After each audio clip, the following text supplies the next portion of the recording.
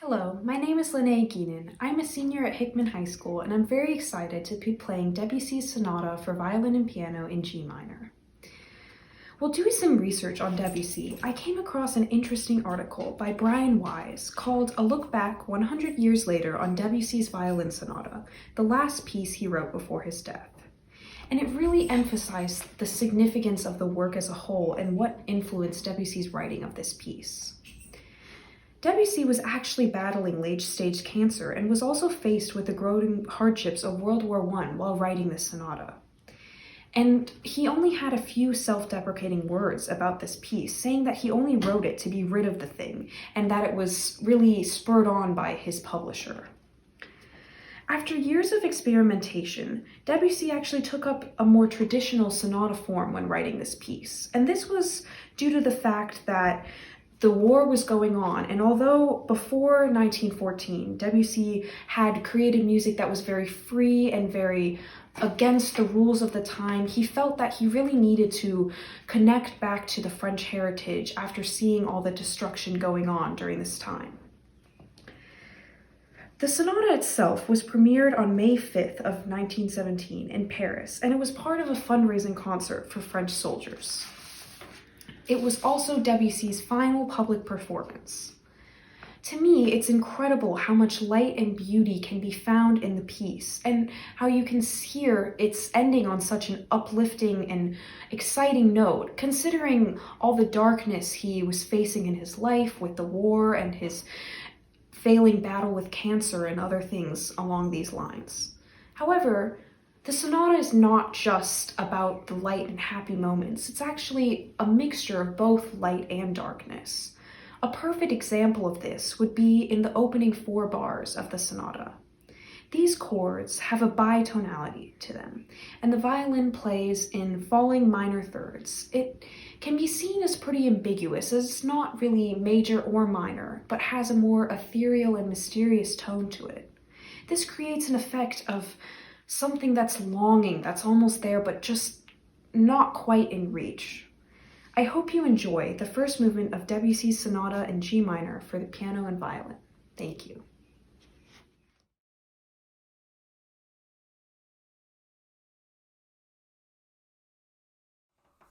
Hi, I'm Alison Robuck. I'm speaking to you today from my oboe reed desk to talk about the oboe sonata that Dr. Peter Miyamoto and I are going to perform for the next Odyssey concert. And then after this brief talk about the piece, we're going to share a bit from our rehearsal today, which is the second movement, the centerpiece of that entire sonata. The whole sonata is a 3-movement work in a non-traditional experience of slow, fast, slow. Most sonatas traditionally are a fast, slow, fast pattern. The first movement is fast, the second movement is slow, and the third movement is fast. Here we're going to explore Poulenc's idea of slow, fast, slow for the movement setup. He was a modern composer. He's a lyrical composer, neoclassical, meaning he liked classical styles and romantic lyricism, but at the same time approaching modern concepts, and some of which are sorrow and bittersweet and humor and joy, all packed into this one sonata. Lots of mood, lots of gamut, and each movement doesn't stay particularly in one mood the entire time. There's pushing through different moods as they come across. Each of the wind sonatas that he wrote, he dedicated to a particular person in mind. And the oboe sonata was dedicated to the memory of Prokofiev, a Russian composer who he knew and had been close with and had spent time in Paris with in the 20s. And Prokofiev had returned to Russia in 1933. Well, when he passed away in 1953, thoughts for him continued, and thoughts of the loss of the friendship and what the friendship had been at the time and what could have been. All of that sort of is inside this oboe sonata. The bit that we're going to share with you on this particular Odyssey Friday is from the second movement, which is titled Scherzo, which means joke, and gives the idea of fun.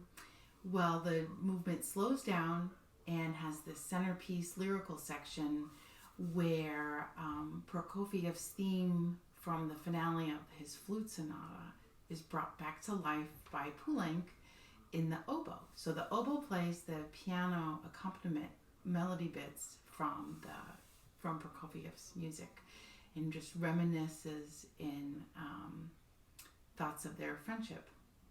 It's really an incredibly beautiful part of the piece, and we enjoy playing it, and we're looking forward to performing it for you next Friday on the Odyssey concert.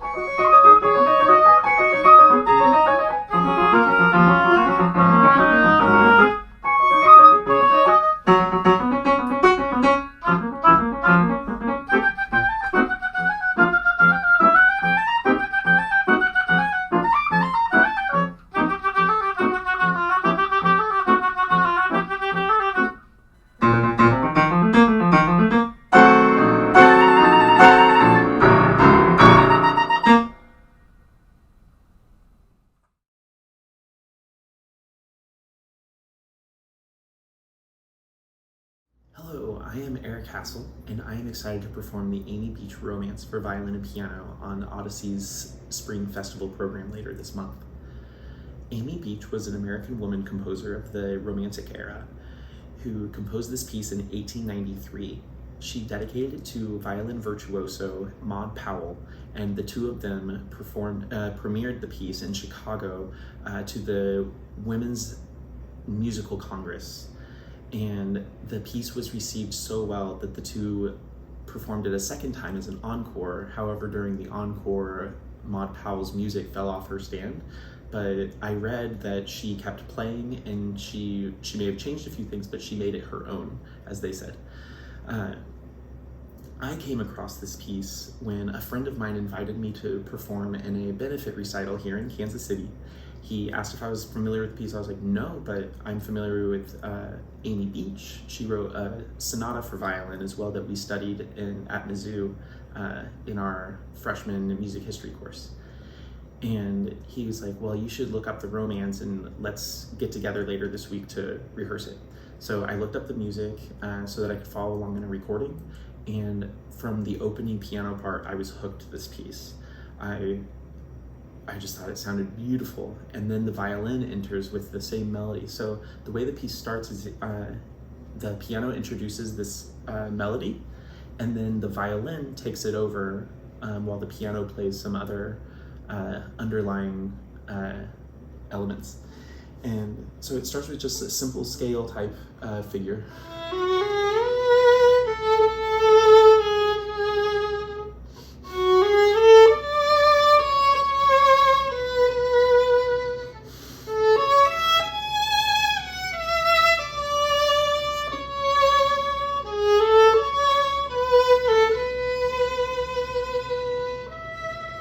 Continue in a higher octave.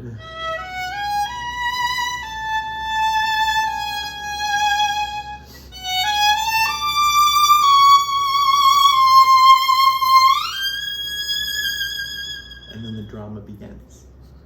But the themes pass back and forth so often between the two parts that one part cannot go without the other. This is very similar to, for instance, a Brahms sonatas or Beethoven sonatas for piano and violin. The parts are so equal that it's not piano accompaniment. It is a collaboration between the two instruments, and it's just beautiful. There are even times when it sounds like just the violin has a melody, but it's outlined in patterns that are played in the piano. Just the piano has way more notes.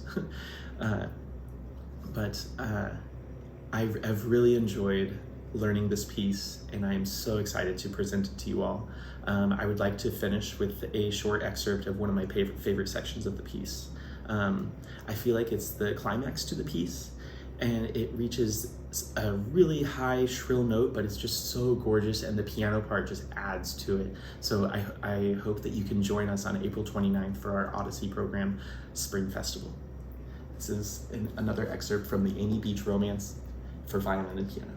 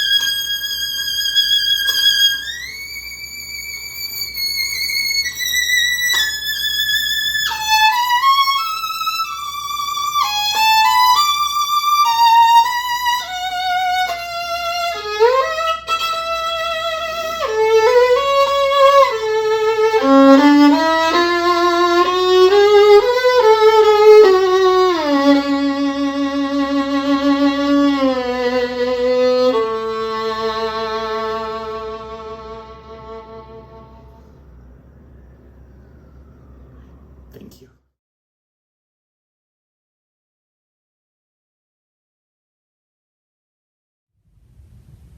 Hello, and welcome to Odyssey Fridays. On the April 29th concert, Ayako and I will perform a fun two-piano work by Emmylou Diemer. Diemer has some Missouri connections. She was born in Kansas City. Her father was actually the president of what is now University of Central Missouri in Warrensburg. She was educated at the Yale University School of Music, where she received both bachelor's and master's. She came back to the Kansas City area for a while, and worked in some churches. She was a fine pianist and organist. She finished her PhD at Eastman School of Music and did some further studies with a Fulbright in Europe, coming back and joining the faculty eventually at the University of Maryland, and then making a move to the other coast, where she taught for many years at the University of California at Santa Barbara. I learned of Diemer's music actually while I was in high school. A piece that was played by several of my friends is the Diemer Toccata, and it's a fascinating piece that features the technique of stopping some strings while you're playing notes. And I discovered that one of my current students, Eve Werger, has a fantastic video of it, and I'd like to show a little excerpt of that.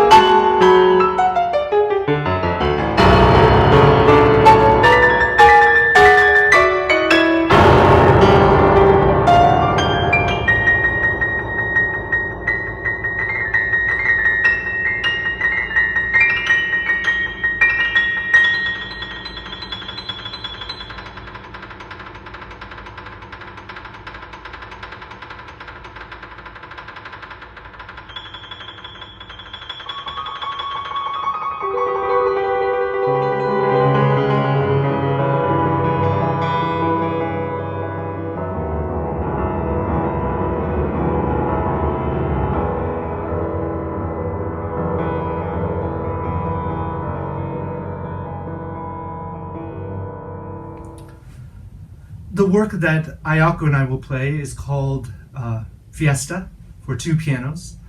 The tempo marking is very festive.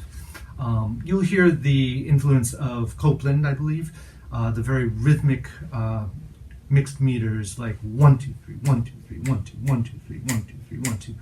And the work rolls along and eventually leads to a big kind of cadenza moment in the piano one part. I hope you enjoy the piece.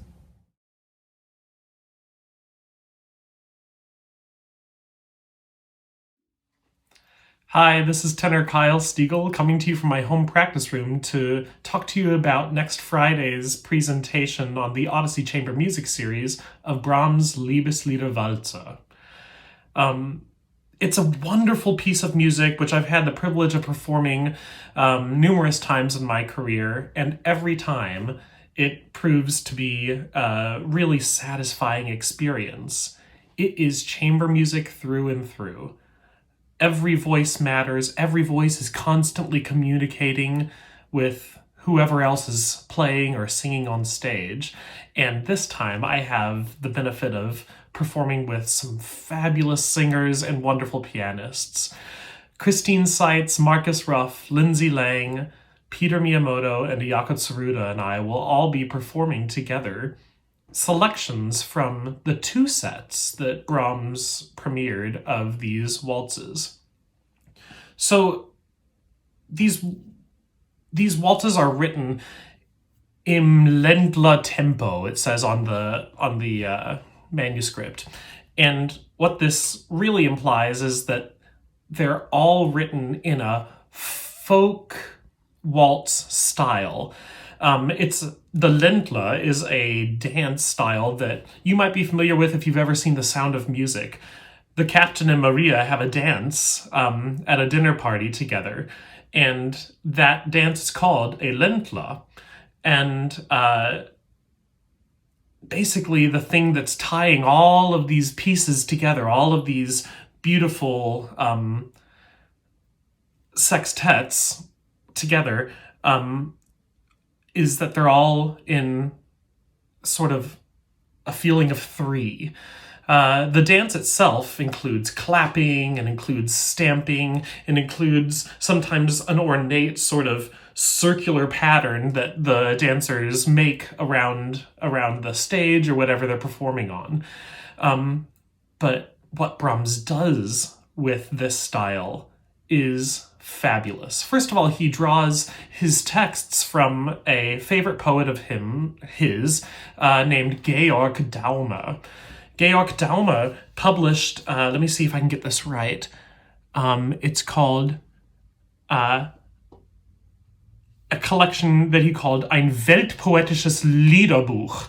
So he collected texts from Czech and Sicilian and Persian, Latvian, Turkish sources and translated and adapted them to his own style, and most of them have to do with love or the struggle for love or the embodiment of love or the sort of longing for love. And he translates all of these texts that he collects, these folk poems that he collects, into his native tongue, German, and adapts them for his purposes and publishes all of these in Ein Weltpoetisches Liederbuch, or a world poetry songbook. And Brahms had long been a fan of this collection of folk poetry and decided to set them to music. When he set all of these short little poems, very descriptive, very characterful poems, he set them for piano, 4 hands. So Ayako and Peter will be presenting that part of the evening, and for 4 voices: soprano, alto, tenor, bass. And that's the job of the rest of us. And it's the way he has those voices work together to bring these texts to life, which make it so exciting. He uses such inventive harmony and rhythm and varied tempo. And although they're published in a specific order, there's a long correspondence between Brahms and his publisher, basically where they hashed out, well, what order should these be published in? Which leads us to understand today that Brahms didn't really expect these always to be performed in order in concert version. In fact, I consider this to be the Liebeslieder Waltzes, opus 52 and 65, to be gems of 19th century salon music. Brahms intended these songs to be performed in the home with friends, or for family members, or for just general entertainment. That said, they are quite complex. The voice leading and the part writing are intricate and exciting to hear, full of surprises. Sometimes one song which is very lush and sort of largo in tempo leads directly into a song which is animated and angular and presto in tempo. And it's that sort of exciting nature of the variance in these sets which we intended to bring to light when we chose our order. Instead of performing both Opus 52 and Opus 65, we selected some of our favorites from both sets and chose our own order, which again I believe is in line with what Brahms probably intended. Maybe you can imagine sitting around with some friends and saying, "You want to sing some of the waltzes? Which ones would you like to do tonight?" And that's what we've done for you. I hope you enjoy our presentation. I know that we're going to enjoy working together. I know all of these artists to be very interesting interpreters of text and music. And we are just so thrilled to be looking forward to sharing it with you.